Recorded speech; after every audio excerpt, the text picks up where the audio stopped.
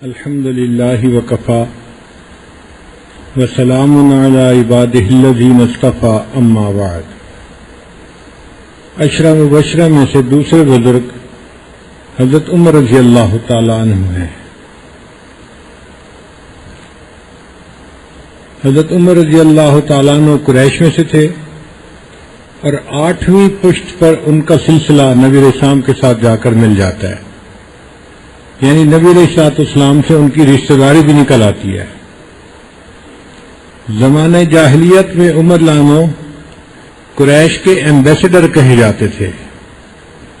جب کسی قبیلے سے بات کرنی ہوتی، کوئی پیغام دینا ہوتا، تو اس کے لیے نمائندے کے طور پہ حضرت عمر لانو کو بھیجا جاتا تھا۔ تو حضرت عمر رضی اللہ تعالیٰ عنہ دوسرے قبائل میں جا کے قریش کی نمائندگی کرتے تھے۔ اس کی دو وجوہات تھیں، ایک تو ان کا قد کاٹ بہت اچھا تھا، پرسنالٹی باروب تھی، خوبصورت تھی، اور دوسری بات پڑھے لکھے تھے، بات کرنے کا ملکہ تھا۔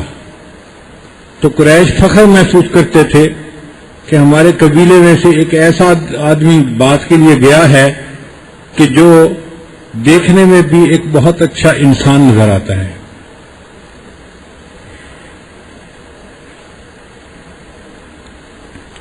جب اسلام لے کر آئے تو حضرت عمر لانو کا شمار علماء صحابہ میں سے ہوا۔ بہت سارے باقی صحابہ ان کے اقتدا کیا کرتے تھے۔ حدیث مبارکہ میں ہے کہ نبی علیہ السلام ایک مرتبہ ایک انصار کے باغ میں گئے اور ان کے ساتھ ابو موسیٰ اشعری رضی اللہ تعالیٰ عنہ خدمت کے لیے ساتھ تھے۔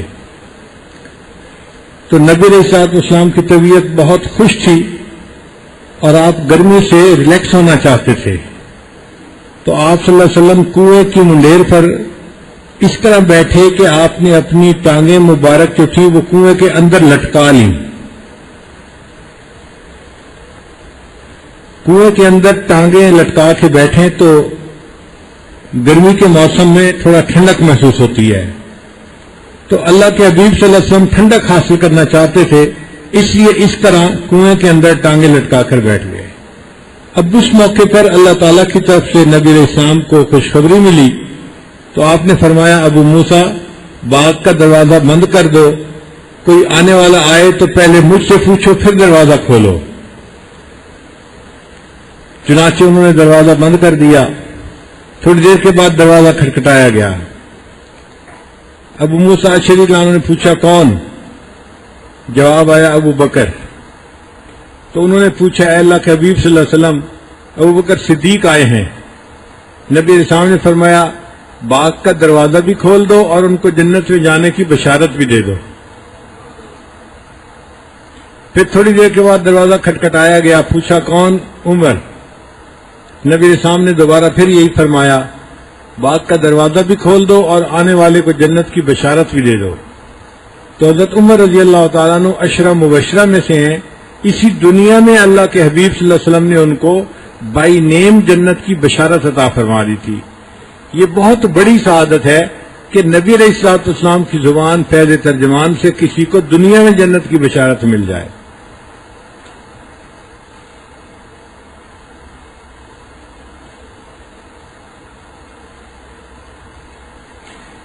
ایک مرتبہ نبی علیہ السلام نے خواب دیکھا کہ جنت کا ایک محل ہے جو سونے کا بنا ہوا ہے، اور وہ ایک دریا کے کنارے پر بنا ہوا ہے، یعنی جیسے دنیا میں انسان بیچ کے اوپر گھر بناتے ہیں نا، بالکل ساحل سمندر کے اوپر، تو اس مکان کی اپنی ایک جو ہے وہ شان ہوتی ہے، تو جی بیچ کے اوپر مکان ہے۔ تو عمر لانو کا مکان دیکھا جو بالکل دریا کے کنارے پر تھا، بلکہ مکان کی کچھ سیڑھیاں پانی کے اندر تک گئی ہوئی تھیں۔ تو نبی علیہ السلام نے دیکھا کہ ایک عورت وہاں بیٹھی وضو کر رہی ہے۔ تو آپ صلی اللہ علیہ وسلم نے فرشتے سے پوچھا کہ یہ محل کس کا ہے؟ انہوں نے کہا کہ یہ عمر رضی اللہ تعالیٰ عنہ کا ہے۔ تو نبی علیہ السلام جاگے اور آپ صلی اللہ علیہ وسلم نے یہ خواب حضرت عمر عنہ کو سنایا کہ عمر میں نے جنت میں تمہارے محل کو بھی دیکھا، میرا دل چاہتا تھا کہ میں محل میں داخل ہو کے اندر کی عمارت کو بھی دیکھوں مگر مجھے تمہاری غیرت یاد آ گئی اور میں محل کے اندر داخل نہیں ہوا۔ تو عمر لانو رونے لگ گئے، اے اللہ کے حبیب صلی اللہ علیہ وسلم، اگر آپ چاہتے تھے تو آپ محل کو ضرور دیکھ لیتے، میرے لیے سعادت ہو جاتی۔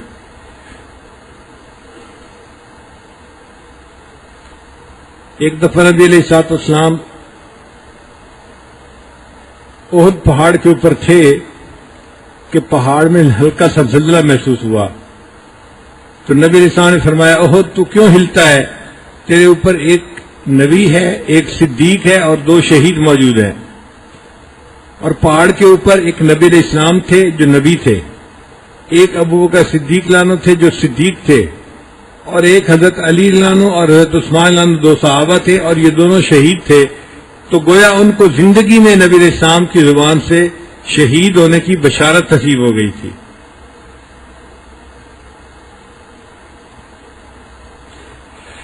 نبی علیہ السلام نے فرمایا کہ پہلی امتوں میں کچھ محدث ہوا کرتے تھے، ایک ہوتا ہے محدث، ایک ہوتا ہے محدث۔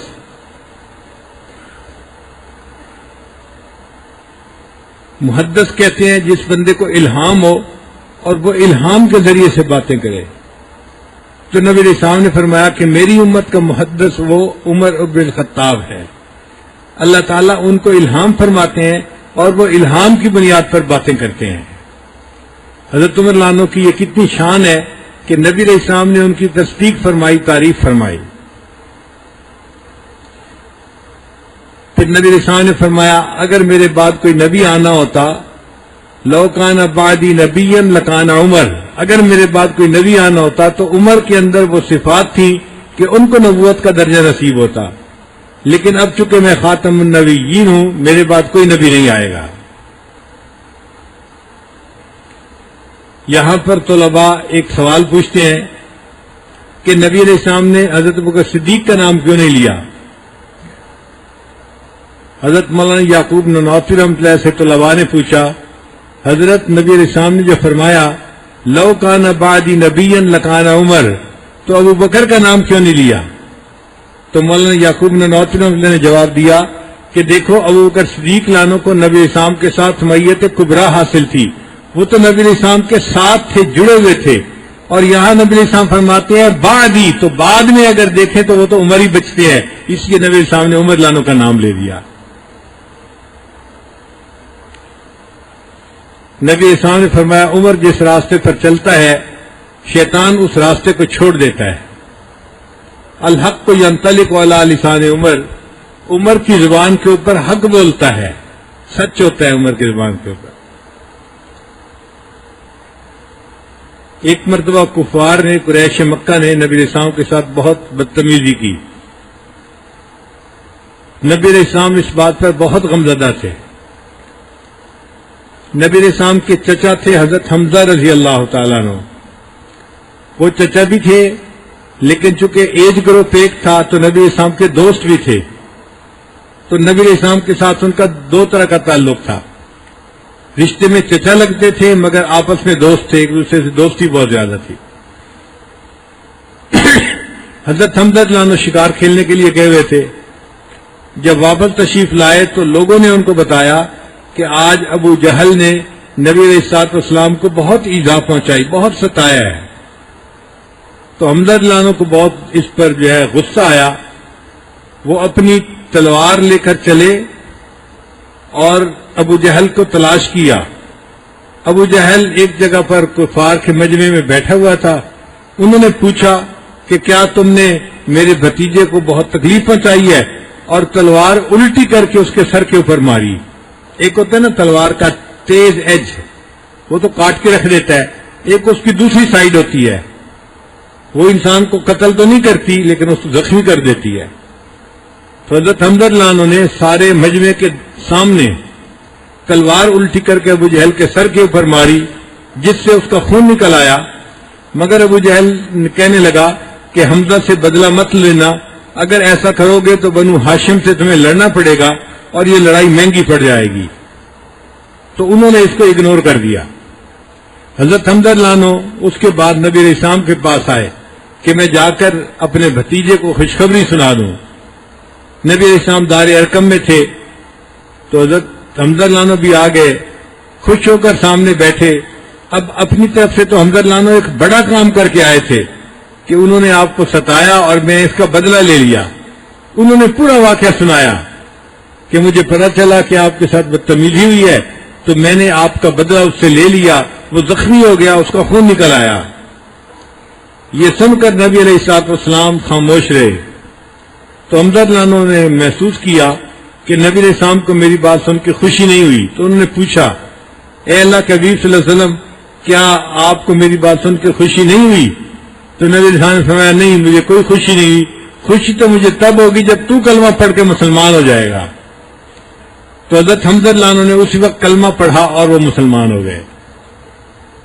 تو یہ 39ویں مسلمان تھے. اب حمزہ لانو کا اسلام قبول کرنا ایک بڑی بات تھی. معاشرے میں ان کا وقار تھا, ان کی عزت تھی, ان کا احترام تھا, اور کفار کی نظر میں ایک ایسے اہم آدمی کا مسلمان ہو جانا مسلمانوں کی بڑی تقویت تھی. اب یہ واقعہ سارا پورے مکہ مکرمہ کے اندر گردش کر رہا تھا کہ جی حمزہ نے یہ کیا اور ابو جہل کو مارا اور یہ ہوا اور وہ ہوا. یہ بات جب عمر لانو کو پہنچی تو وہ بڑے حیران ہوئے کہ یہ روز روز کا کیا قصہ ہے. چلو میں اٹھتا ہوں اور میں جا کے مسلمانوں کے پیغمبر ہی کو قتل کر دیتا ہوں.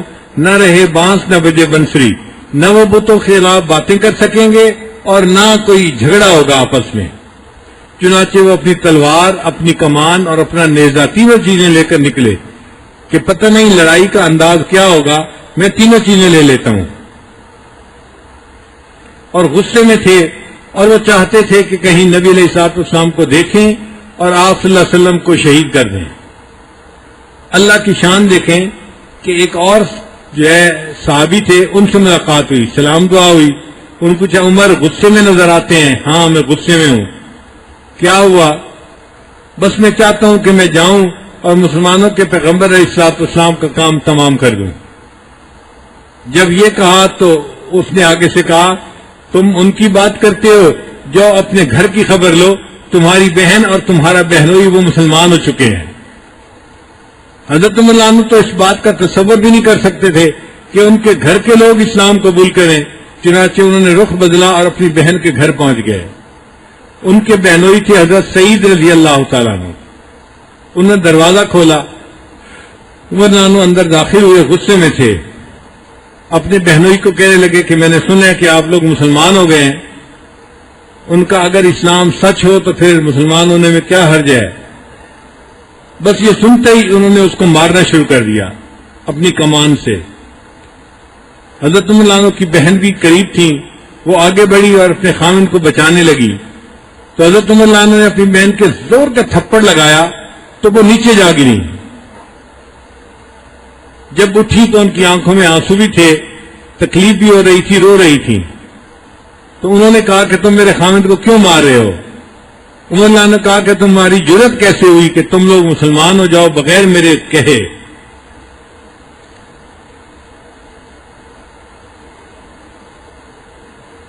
عمر لانو بہت غصے میں تھے. تو عمر لانو کے غصے کو دیکھ کر پھر بہن نے آگے سے جواب دیا کہ عمر, جس ماں کا دودھ تو نے پیا ہے اسی ماں کا دودھ میں نے پیا ہے. تم میرے جسم سے جان تو نکال سکتے ہو, میرے دل سے ایمان کو نہیں نکال سکتے. ان کا نام تھا فاطمہ, وہ بھی عمر لانو کی بہن تھی, وہی خون تھا. انہوں نے ایسا جواب دیا کہ جس جواب کو سن کر عمر لانو کے کیفیت ہی بدل گئی. کہنے لگے, اچھا مجھے بتاؤ تم لوگ ابھی کیا سن رہے تھے, پڑھ رہے تھے, مجھے آواز آ رہی تھی. تو ایک صحابی تھے خباب رضی اللہ تعالیٰ عنہ, وہ ان کے گھر میں ان کو قرآن پاک پڑھا رہے تھے. اور عمر لانو جب آئے تو وہ چھپ گئے تھے. تو جب عمر لانو نے کہا کہ بتاؤ, لاؤ دکھاؤ تم کیا پڑھ رہے تھے, تو بہن نے کہا, عمر تو مشرک ہے, ناپاک ہے, تو اس کتاب کو ہاتھ نہیں لگا سکتا, یہ اللہ کا کلام ہے, پاک بندہ ہاتھ لگا سکتا ہے, تم غسل کرنے کے بعد ہاتھ لگا سکتے ہو. تو عمر لانو نے غسل کیا اور پھر اس کے بعد ان کے سامنے وہ قرآن پاک کی آیات لائی گئیں. عمر لانا نے ان کو پڑھنا شروع کیا. وہ سورہ طٰہٰ کی ابتدائی آیات تھیں. طٰہٰ ما انزلنا علیک القرآن لتشقی الا تذکرۃ لمن یخشی. پڑھتے پڑھتے جب وہ اس آیت پر پہنچے اننی انا اللہ لا الہ الا انا فاعبدنی واقم الصلاۃ لذکری، تو عمر لانو کے دل میں ایمان کا نور آ گیا. وہ کہنے لگے اچھا مجھے تم اپنے پیغمبر اسلام کے پاس لے چلو. جب انہوں نے یہ الفاظ کہے کہ مجھے اپنے پیغمبر اسلام کے پاس لے چلو تو خباب لانو جو چھپے ہوئے تھے وہ بھی نکل کے آ گئے اور کہنے لگے عمر مبارک ہو، میں نے اپنے پیارے حبیب صلی اللہ علیہ وسلم کو دعا کرتے ہوئے دیکھا ہے تمہارے بارے میں، اللہ عمر بن خطاب کو ہدایت عطا فرما دے. میرے آقا صلی اللہ علیہ وسلم کی دعا قبول ہو گئی اور اللہ نے تمہیں ایمان کے لیے قبول فرما لیا. چنانچہ عمر لانو ہاتھ میں تلوار لے کر دار ارقم پہنچے. دار ارقم میں نبی علیہ السلام بھی موجود تھے اور صحابہ کرام بھی آپ کے ساتھ موجود تھے. دروازہ کھٹکھٹایا گیا. ایک صحابی نے اندر سے دیکھا سوراخ میں سے، تو انہوں نے دیکھا کہ عمر لانو کھڑے ہیں اور ہاتھ میں ننگی تلوار ہے. تو عمر لانو سے تو سب لوگ ڈرتے تھے. وہ حیران ہو کر بتانے لگے کہ دروازے پر عمر کھڑا ہے اور اس کے ہاتھ میں ننگی تلوار ہے. تو حمزہ لانو کہنے لگے فکر کی بات نہیں ہے، دروازہ کھول دو. اگر اچھی نیت سے آیا ہے تو اس کا آنا اللہ قبول کریں گے، اور اگر کوئی اور ارادہ لے آیا ہے تو میں اسی کی تلوار سے اس کی گردن کو اڑا کے رکھ لوں گا. کیونکہ حمزہ لانو بھی بہت بہادر تھے. اللہ کے حبیب صلی اللہ علیہ وسلم نے ان کو سید الشہداء کا خطاب عطا فرمایا. تو حضرت عمر لانو کے لیے دروازہ کھول دیا گیا. حضرت عمر لانو گھر میں داخل ہوئے، لیکن ان کے انداز بدلے ہوئے تھے.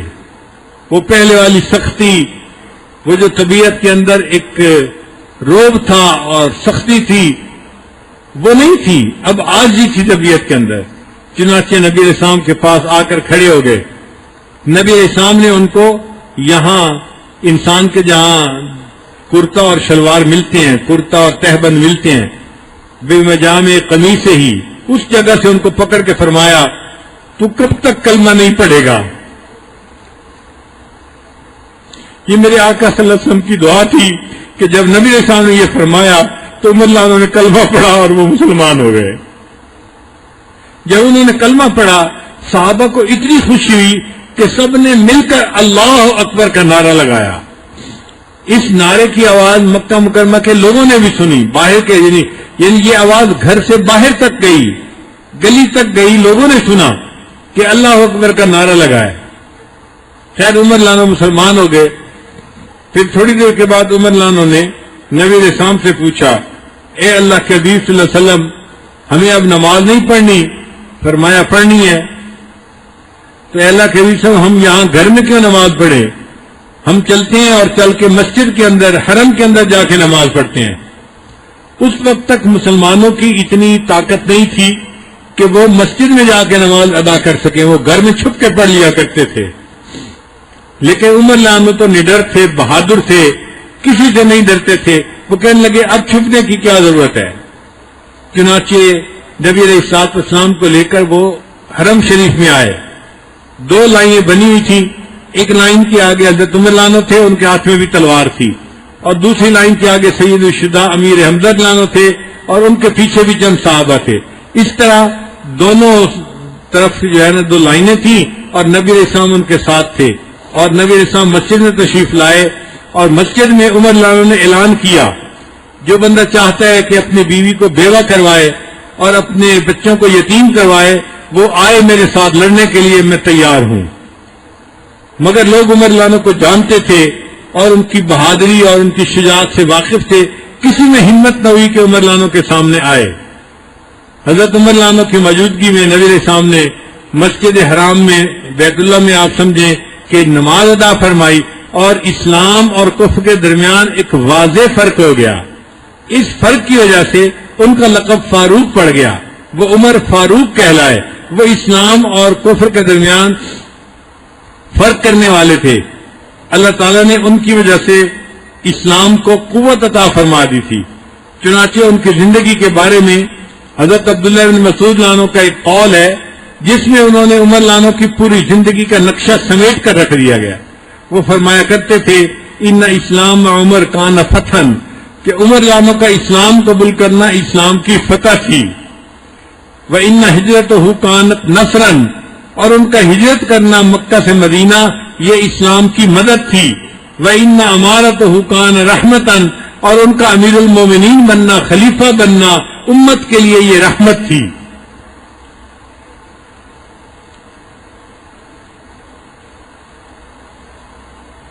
نبی علیہ السلام نے ایک مرتبہ خواب دیکھا کہ ایک کنواں ہے اور اس کنویں سے میں ڈول پانی کے کھینچ رہا ہوں اور آگے زمین کو سیراب کر رہا ہوں.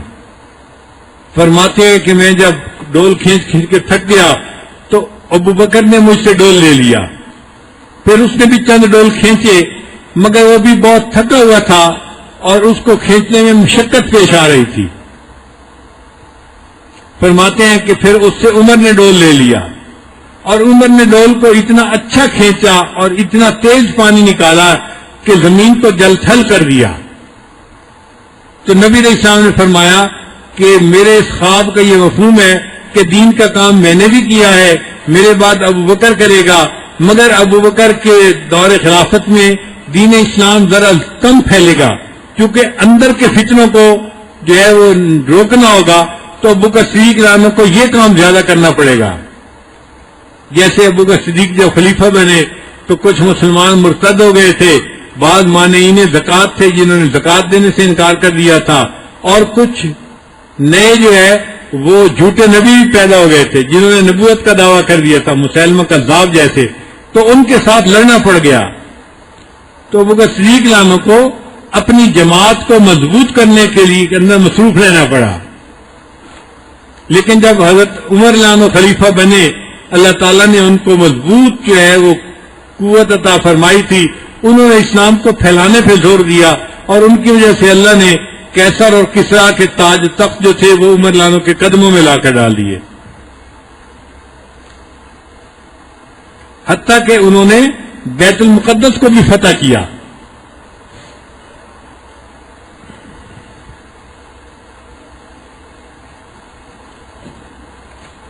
ان کے امیر لشکر تھے ابو عبیدہ ابن جراح رضی اللہ تعالیٰ عنہ، وہ بھی اشرا مبشرہ میں سے ہیں. نبی علیہ السلام نے ان کو امین حاضر الامہ فرمایا کہ میری ہر امت کا کوئی امین ہوتا ہے، میری امت کا امین ابو عبیدہ ابن جراح ہے. ان کو عمر عنہ نے اپنی فوج کا امیر بنایا تھا. جب انہوں نے بیت المقدس کا محاصرہ کیا تو یہودی اندر سمٹ گئے. کچھ دنوں کے بعد یہودیوں نے پیغام بھیجا، آپ ہمارے ساتھ لڑائی مت کریں، ہماری کتابوں میں نشانیاں موجود ہیں کہ کون بیت المقدس کا فاتح بنے گا، تم اپنے خلیفہ کو بلاؤ، ہم ان نشانیوں کو دیکھیں گے، اگر نشانیاں ہوئیں تو ہم خود اپنی چابی بیت المقدس کی ان کے حوالے کر دیں گے، اور اگر نشانیاں ان کے اندر نہ ہوئیں تو ہم تمہارے ساتھ مقابلہ کریں گے، تم ہم سے کبھی بھی یہ چابیاں نہیں لے سکتے. تو ابو عبیدہ ابن جراح نے حضرت عمر عنہ کو خط لکھا، اے امیر المومنین، آپ اگر تشریف لائیں تو زیادہ بہتر ہے کہ لڑائی کی بجائے صلح سے مسئلہ حل ہو جائے گا. حضرت عمر عنہ جانا چاہتے تھے، حضرت علی عنہ سے مشورہ کیا. حضرت علی عنہ نے کہا کہ گرمی بہت ہے اور آپ سفر کریں گے اور معاملہ تو اللہ کے اختیار میں ہے، آپ دیکھ لیں، جانا چاہیں تو جائیں اور رکنا چاہیں تو رک جائیں، ہمیں آپ کی یہاں زیادہ ضرورت ہے. اصل میں علی عنہ جانتے تھے کہ عمر عنہ جیسا شخص اور کوئی موجود نہیں ہے امت کو سنبھالنے والا، اگر ان کو کچھ ہو گیا تو اسلام کا کیا بنے گا.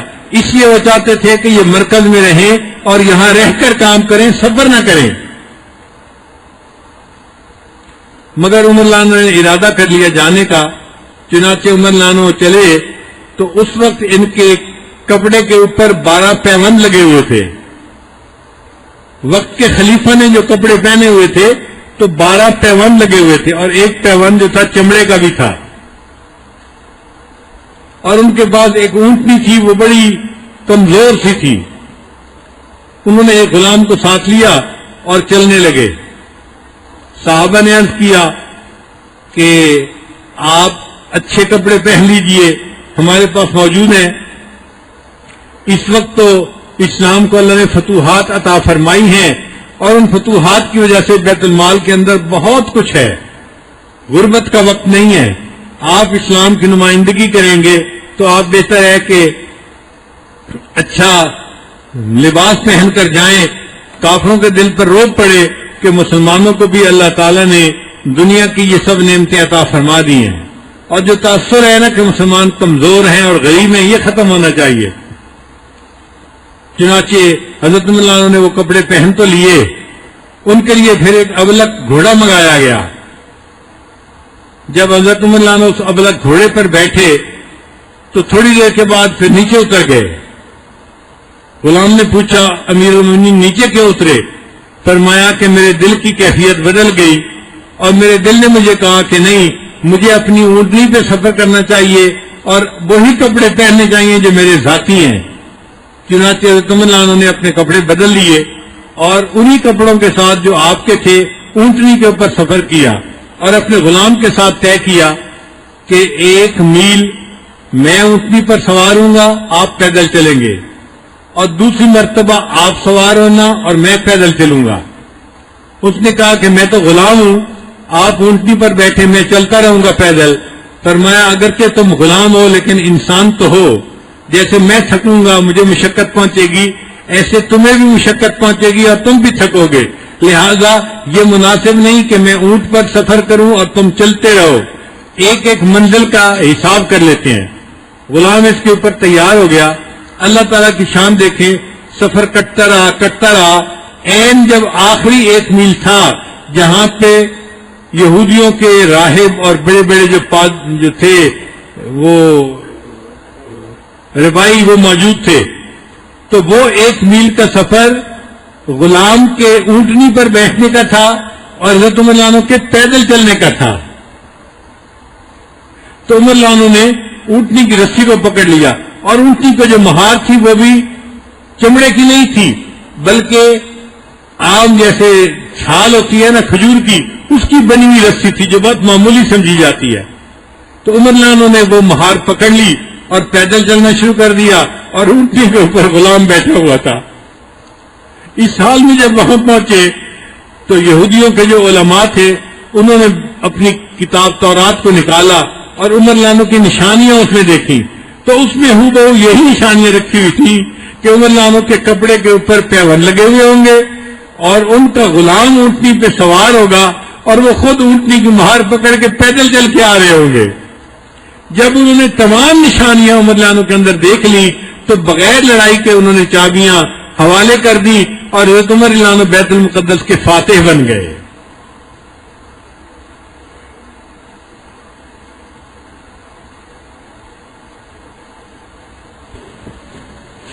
زمانے جاہلیت میں حضرت عمر عنہ ایک مرتبہ شام گئے. اب وہاں کوئی ایسا سلسلہ بنا کہ آپ قافلے سے جدا ہو گئے. قافلے سے جدا ہونے کے بعد آپ نے قافلے کو بڑا ڈھونڈا مگر قافلہ نہیں ملا, تو آپ تھک ہار کر ایک مکان کی دیوار کے سائے کے اندر بیٹھ گئے. آپ اس مکان کی دیوار کے سائے کے اندر بیٹھے ہوئے تھے. ایک بوڑھا یہودی آیا اور اس نے آ کے پوچھا, نوجوان تم کون ہو؟ تو بتایا کہ میں مکہ سے آیا ہوں اور قریش خاندان میں سے ہوں. اس نے پوچھا نام کیا ہے؟ فرمایا میرا نام عمر ہے. والد کا نام کیا ہے؟ اس نے کہا خطاب ہے. اس نے پھر ان کے چہرے کو دیکھا, غور سے دیکھا تو عمر عنہ نے فرمایا تم مجھے اتنا غور سے کیوں دیکھ رہے ہو؟ اس بوڑھے نے ایک کاغذ آگے کیا اور یہ کہا کہ یہ بتاؤ کہ جب تم اس علاقے کے بادشاہ بنو گے مجھے لکھ کے دو کہ تم مجھے ٹیکس معاف کر دو گے. حضرت عمر عنہ حیران ہوئے. وہ کہنے لگے دیکھو بھائی میں مکہ کا بادشاہ نہیں ہوں اور میری ایسی حیثیت بھی نہیں کہ میں عرب کا بادشاہ بنوں, اور یہ شام تو دوسرا ملک ہے, یہاں کا بادشاہ میں کیسے بن سکوں گا؟ اس نے کہا جی بن سکیں گے یا نہیں بن سکیں گے اس بات کو آپ چھوڑ دیں, میں تو یہ پوچھ رہا ہوں اگر آپ بنیں گے تو مجھے ٹیکس کی چھوٹ پر دستخط کر کے دے دیں. تو عمر عنہ نے تحریر لکھ کر دستخط کر کے دے دیے کہ اس بندے کو ٹیکس معاف کر دیا جائے گا. اللہ کی شان دیکھیں کہ جب بیت المقدس فتح ہوا تو اس کے گرد کا وہ علاقہ جس میں عمر لانا نے خط لکھا تھا وہ بھی فتح ہو چکا تھا. تو عمر لانا جب وہاں آئے تو اس وقت وہ بوڑھا آیا اور اس کے پاس ایک گٹھڑی تھی, اور اس گٹھڑی کے اندر اس نے ایک چادر کے کونے میں وہ رکا لکھا ہوا تھا. اس نے وہ رکا نکال کر حضرت عمر لانا کو دیا اور کہا کہ دیکھیں یہ آپ کے دستخط ہیں, آپ نے فرمایا تھا مجھے ٹیکس معاف ہوگا, اب آپ میرے ٹیکس کو معاف کر دیں.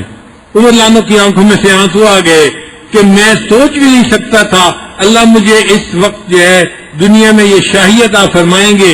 یہ اسلام کی عظمت ہے کہ اللہ نے اس کے صدقے مجھ جیسے بندے کو وقت کا امیر المومنین بنا دیا.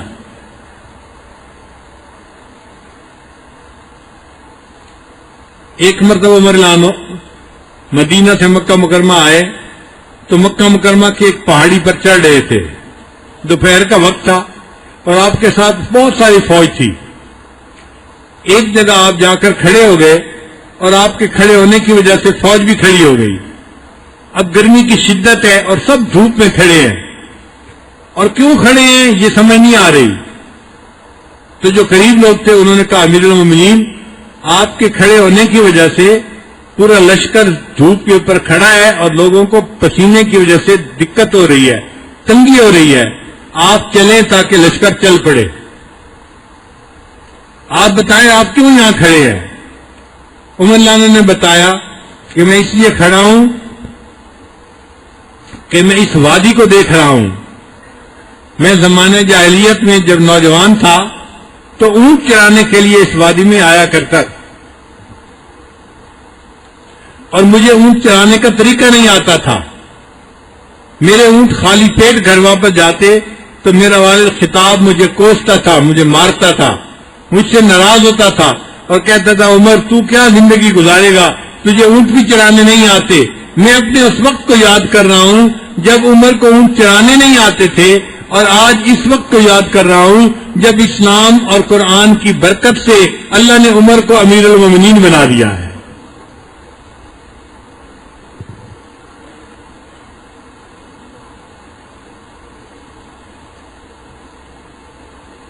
عمر لانا کو اللہ تعالی نے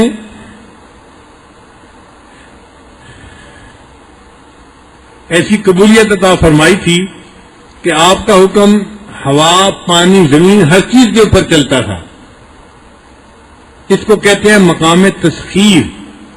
تو عمر لانا کو اللہ تعالی نے مقام تسخیر عطا فرمایا تھا.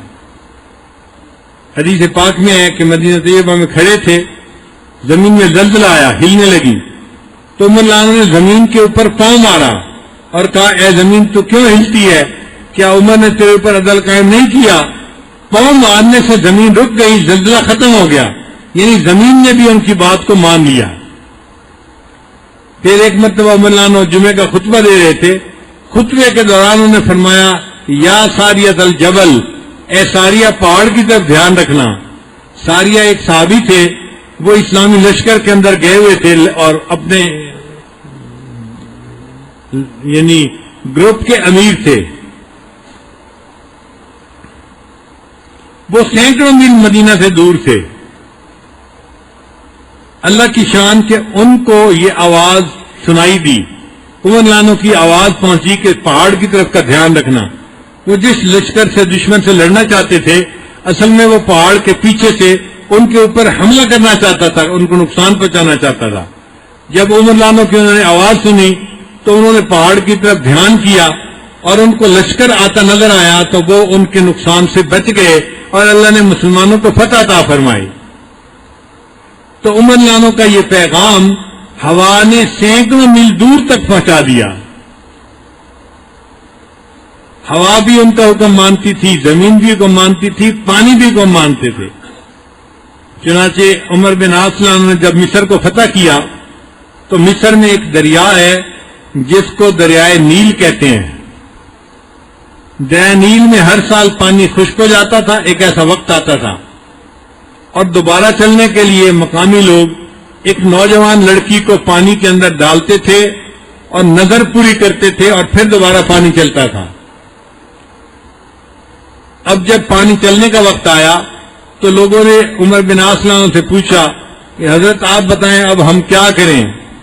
عمر بن عاص نے حضرت عمر عنہ کو خط لکھا، امیر المومنین یہاں پر یہ ایک رسم ہے کہ یہ ایک لڑکی کو پانی میں ڈالتے ہیں اور تب پانی چلتا ہے، ہم مسلمان ہیں، ہم ان رسوم پہ عمل نہیں کر سکتے، ہمیں بتائیں ہم کیا کریں۔ عمر عنہ نے ایک چھوٹا سا پرچہ لکھا، خط لکھا دریائے نیل کے نام، اے دریائے نیل اگر تو اپنی مرضی سے چلتا ہے تو تجھ نہ چل، اور اگر اللہ کی مرضی سے چلتا ہے تو امیر المومنین عمر تجھے حکم دیتا ہے کہ تو چلنا شروع کر، اور ساتھ پیغام دیا کہ میرے اس خط کو دریائے نیل کے پانی کے اندر ڈال دیا جائے۔ جب وہ رکا پانی کے اندر ڈالا گیا، دریائے نیل کا پانی چلنا شروع ہوا، اس وقت سے چل رہا ہے، اس کے بعد آج تک دریائے نیل کا پانی ختم نہیں ہوا۔ تو عمر عنہ کا حکم ہوا نے مانا، پانی نے مانگا، زمین نے مانا، آگ نے مانا۔ ایک مرتبہ ایک آگ پہاڑ کی غار سے نکلی اور مدینہ طیبہ طرف بڑھنے لگ گئی، قریب تھا کہ وہ شہر کے اندر تک پھیل جاتی۔ حضرت عمر عنہ نے تمیم داری عنہ کو بلایا اور ان کو فرمایا کہ آپ جائیں اور جا کر اس آگ کو واپس اسی جگہ کر دیں جہاں سے نکلی تھی۔ انہوں نے 2 رکعت نفل پڑھے، اللہ سے دعا مانگی اور آگ کے قریب پہنچے تو جو اپنا کرتا، اپنا رومال تھا، وہ انہوں نے اپنی چادر کو ہاتھ میں پکڑا اور آگ کو اس طرح مار رہے تھے جیسے کسی جانور کو چھانٹے سے مارتے ہیں۔ ان کے چھانٹے کے مارنے سے آگ سمٹنا شروع ہوئی، جہاں سے نکلی تھی وہیں پر واپس چلی گئی۔ تو عمر عنہ کا حکم آگ پہ چلا، پانی پہ چلا، زمین پہ چلا، ہوا پہ چلا۔ اللہ نے ان کو مقام تسخیر عطا فرمایا تھا۔ ان کی زندگی کے اندر احتیاط بہت تھی۔ چنانچہ رات کا وقت تھا، ان کو ملنے کے لیے حضرت علی عنہ آئے۔ عمر عنہ نے پوچھا، علی کوئی کام ہے سرکاری یا ذاتی مشورے کے لیے آئے ہو؟ تو حضرت علی عنہ نے فرمایا کہ نہیں، میں ویسے ہی آپ سے ملنے کے لیے آ گیا ہوں، کرٹسی کال ہے یہ۔ حضرت عمر عنہ نے ان کو بٹھایا اور جو چراغ جل رہا تھا اس کو پھونک مار کے بجھا دیا۔ اب حضرت علی عنہ بڑے حیران ہوئے، عمر مہمان کے آنے پر چراغ جلاتے ہیں، چراغ بجھاتے تو نہیں ہیں، آپ نے بجھایا کیوں؟ عمر عنہ نے جواب دیا، بھائی علی آپ نے بالکل ٹھیک کہا ہے، مہمان کے آنے پہ چراغ جلاتے ہیں، مگر مسئلہ یہ ہے آپ ذاتی جو ہے ملاقات کے لیے آئے ہیں، ہمیں زیب نہیں دیتا ہم ذاتی ملاقات کرتے رہیں اور بیت المال کے پیسے کا تیل جلتا رہے، اس لیے میں نے چراغ بجھا دیا۔ ہم نے ذاتی باتیں کرنی ہیں، ہمیں بیت المال کے پیسے کو استعمال کرنے کی اب اجازت نہیں ہے۔ اتنا احتیاط فرمایا کرتے تھے بیت المال کے معاملے میں۔ ایک مرتبہ بہت سارا غنیمت کا مال آیا اور اس میں بہت سارا عطر تھا، خوشبو تھی، جس کو تقسیم کرنا تھا۔ تو عمر عنہ کی بیوی نے کہا کہ امیر المومنین اس کو میں تقسیم کر دیتی ہوں عورتوں میں۔ فرمانے کہ نہیں، تم نہ کرو، کوئی اور عورت کرے۔ تو بیوی نے پوچھا کہ آخر کیا وجہ ہے؟ یہ کام میں بھی تو کر سکتی ہوں، میں بالکل برابر برابر تقسیم کروں گی سب عورتوں میں۔ عمر عنہ نے کہا تم برابر برابر تو تقسیم کرو گی، لیکن تقسیم کے وقت جو خوشبو تم خود سونگو گی، میں نہیں چاہتا کہ میری بیوی بیت المال سے یہ خوشبو بغیر وجہ کے سونگے۔ اتنی احتیاط تھی بیت المال کے معاملے میں۔ اس کی وجہ سے اللہ رب العزت نے ان کی ذات میں ایسی برکتیں عطا فرمائی تھیں، ان کے ہاتھ پہ اسلام پھیلتا چلا گیا اور وہ اسلام کے پھیلانے والے بن گئے۔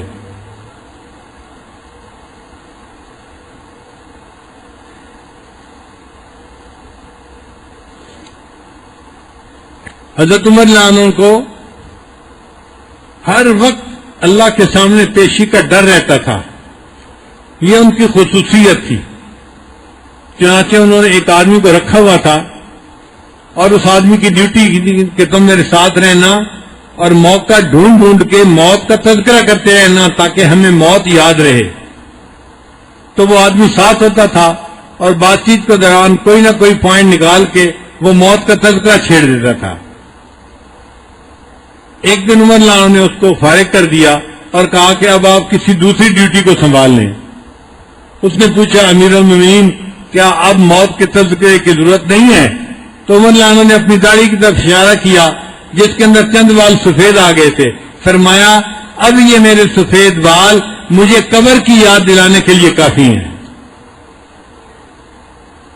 اتنا روتے تھے کہ ان کے رخسار کے اوپر رونے کی وجہ سے پانی کی لکیروں کے نشان بن گئے تھے. اتنا روتے تھے. یہ جو ان کا خوف تھا اس کی وجہ سے اللہ کے ہاں ان کا مقام بہت اونچا ہو گیا تھا.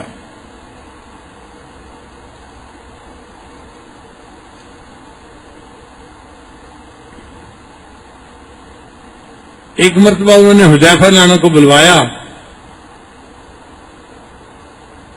اور فرمایا حذیفہ مجھے پتہ ہے کہ نبی علیہ السلام نے آپ کو منافقین کے نام بتائے اور یہ بھی پتہ ہے کہ نبی علیہ السلام نے منع کر دیا تھا کہ منافقین کے نام کسی اور کو نہ بتانا.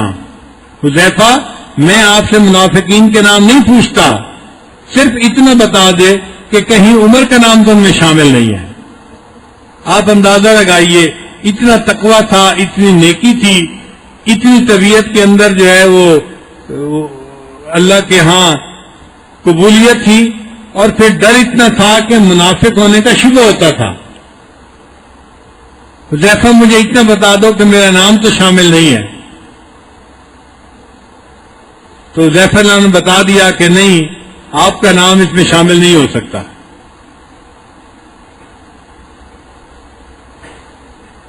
حضرت عمر رضی اللہ تعالیٰ عنہ دعا مانگتے تھے, اے اللہ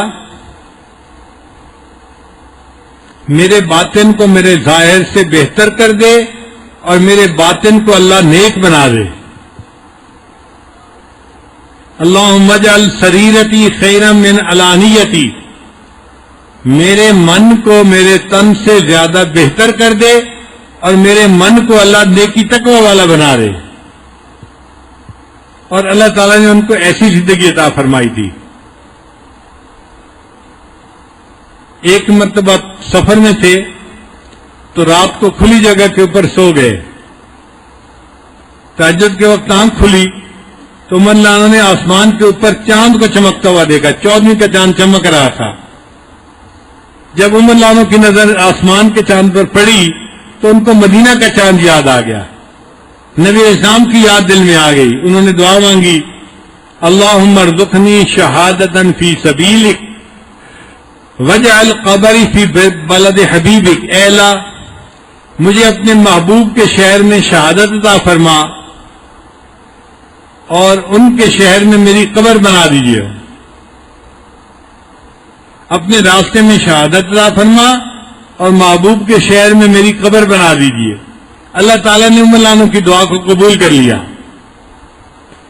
چنانچہ ایک مرتبہ عمر رضی اللہ عنہ فجر کی نماز پڑھانا چاہتے تھے. ایک دشمن جو تھا وہ قریب تھا کہیں, اس نے عمر رضی اللہ عنہ کو چاقو کے وار کیے. خنجر اس کے ہاتھ میں تھا, اس نے عمر رضی اللہ عنہ کے اوپر چاقو کے وار کیے تو آپ زخمی ہو گئے اور گر پڑے. جب گر پڑے تو صحابہ کرام نے نماز نہیں چھوڑی. ایک اور صحابی آگے بڑھے اور انہوں نے نماز کی امامت کروائی. کیونکہ عمر رضی اللہ عنہ امامت کروا رہے تھے, انہوں نے نماز کو کنٹینیو رکھا اور مختصر نماز پڑھا کے پھر نماز کے بعد عمر رضی اللہ عنہ کو اٹینڈ کیا. اس لیے شریعت کا یہ مسئلہ ہے کہ جب کوئی امام امامت کروانے لگے تو جو علماء ہوں ان کو امام کے فوراً پیچھے کھڑا ہونا چاہیے, تاکہ اگر امام کو کوئی مسئلہ پیش آ جائے, ہارٹ اٹیک ہو, کوئی اور معاملہ ہو, تو پیچھے والا بندہ مسلمانوں کی نماز کی قیادت کر سکے اور ان کی عبادت پوری ہو جائے. آپ اندازہ لگائیے اللہ تعالیٰ کی نظر میں نماز کا کیا مرتبہ ہے کہ عمر رضی اللہ عنہ جیسی شخصیت پر حملہ ہوا, وہ زخمی پڑے ہیں اور ان کا خون بہ رہا ہے, مگر مسلمان پہلے نماز مکمل کرتے ہیں, بعد میں ان کو ہاتھ لگاتے ہیں. خیر ایک دو دن گزرے تو پھر اسی زخم کی وجہ سے عمر رضی اللہ عنہ کی شہادت ہو گئی. اپنی شہادت سے پہلے انہوں نے اپنے بیٹے کو بلایا, ان کا نام تھا عبداللہ ابن عمر رضی اللہ عنہ, اور بلا کر کہا کہ عبداللہ جب میری روح نکل جائے مجھے جلدی نہلا دینا, کفنا دینا اور جلدی مجھے قبر میں اتار دینا۔ ان کا بہت اچھا۔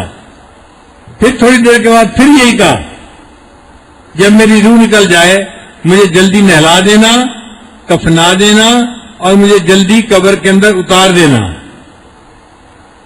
ان کا کہ ابا جان ہم ایسے ہی کریں گے۔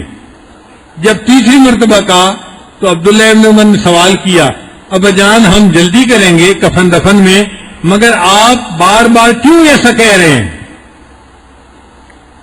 جب انہوں نے پوچھا کہ آپ ہمیں بار بار ایسا کیوں کہہ رہے ہیں، عمر نے عجیب جواب دیا۔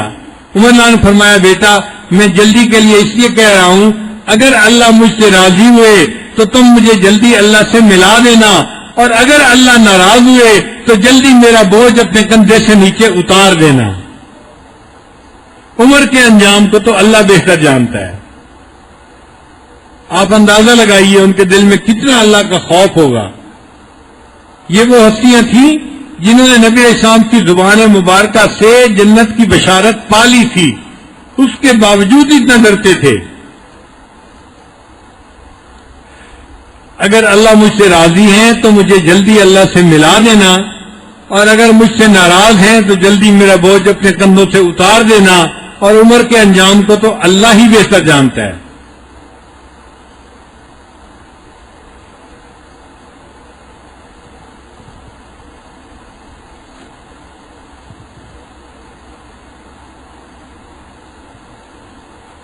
چنانچہ عمر لانوں کے بارے میں چند اشعار ہیں۔ زمین مانگتے تھے نہ زر مانگتے تھے، پیغمبر خدا سے عمر مانگتے تھے۔ زمین مانگتے تھے نہ زر مانگتے تھے، پیغمبر خدا سے عمر مانگتے تھے۔ پہاڑوں پہ بھی خوف طاری ہو جس کا، زمین پر وہ ایسا بشر مانگتے تھے۔ کرے ساری دنیا پہ اپنا جو سایہ، وہ صحرا میں ایسا شجر مانگتے تھے۔ جو دنیا میں سارے سروں پر ہو بھاری، وہ ایک ایسا آزاد سر مانگتے تھے۔ جو فردوس میں سب سے ہو خوبصورت، عمر کے لیے ایسا گھر مانگتے تھے۔ جدا ہو نہ منزل سے پہلے جو ایسا، جدا ہو نہ منزل سے پہلے جو ایسا، وہ اپنے لیے ہم سفر مانگتے تھے۔ نبی علیہ السلام نے اپنے لیے ایسا ہم سفر مانگا کہ جو ان سے زندگی میں کبھی جدا نہ ہو، اور حضرت عمر لانو اپنے نبی صلی اللہ علیہ وسلم سے زندگی میں کبھی جدا نہیں ہوئے۔ ان کے بارے میں شاعر کہتے ہیں، مرد جلال مرد ہنر بھیجنا پڑا، مرد جلال مرد ہنر بھیجنا پڑا، اونچے بدن پہ اونچا ہی سر بھیجنا پڑا۔ آئی صدائے کفر کسی سمت سے اگر، آئی صدائے کفر کسی سمت سے اگر، اس شخص کو اکیلا ادھر بھیجنا پڑا۔ بڑھنے لگا جو زور جہالت کی فوج کا، رومے زمین پہ رب کو عمر بھیجنا پڑا۔ بڑھنے لگا جو دور جہالت کی فوج کا، روئے زمین پہ رب کو عمر بھیجنا پڑا۔ سب سے بڑے نبی کی حفاظت کے واسطے، فولاد سے بھی سخت بشر بھیجنا پڑا۔ نبی علیہ السلام کی حفاظت کے لیے اللہ نے حضرت عمر لانو جیسی شخصیت کو دنیا میں بھیجا۔ اللہ تعالی ہمیں ان کی سچی محبت عطا فرمائے، اور جنت میں اللہ ہمیں ان کے قدموں میں جگہ عطا فرمائے۔ وآخر دعوانا ان الحمد للہ رب العالمین۔